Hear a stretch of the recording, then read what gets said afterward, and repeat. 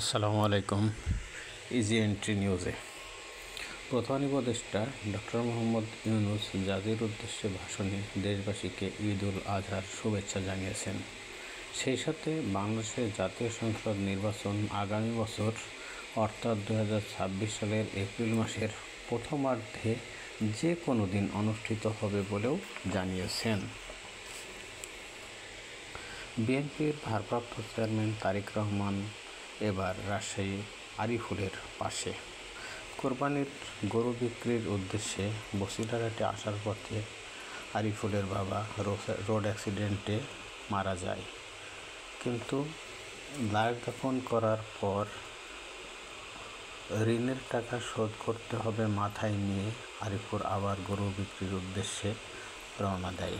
আল্লাহ পাকের রহমতে আরিফুলের 3টা গরুই বিক্রি হয়ে যায়। আল্লাহ আরিফুলের পরিবারকে ধৈর্য ধরার তৌফিক দান করুন।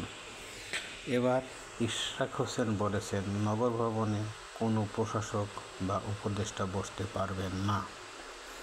ঈদ যাত্রা নির্বিঘ্ন করতে সরকার সচেষ্ট রইয়াছেন বললেন উপদেষ্টা আসিফ মাহমুদ।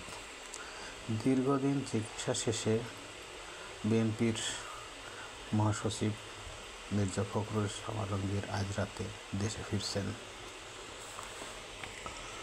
2026 সালের বিশ্বকাপ ফুটবলে আমেরিকা, কানাডা, মেক্সিকো স্বাগতিক হিসাবে এই 3 দেশ। এছাড়াও নতুনদের মধ্যে জায়গা করে নিয়েছে জর্ডান এবং উজবেকিস্তান। এ পর্যন্ত আর্জেন্টিনা, যুক্তরাষ্ট্র, মেক্সিকো, কানাডা, উজবেকিস্তান, জর্ডান, দক্ষিণ কোরিয়া, জাপান, ইরান ও নিউজিল্যান্ড এই 10টি দেশ নিশ্চিত হয়েছেন বিশ্বকাপ 2026 ফুটবলে।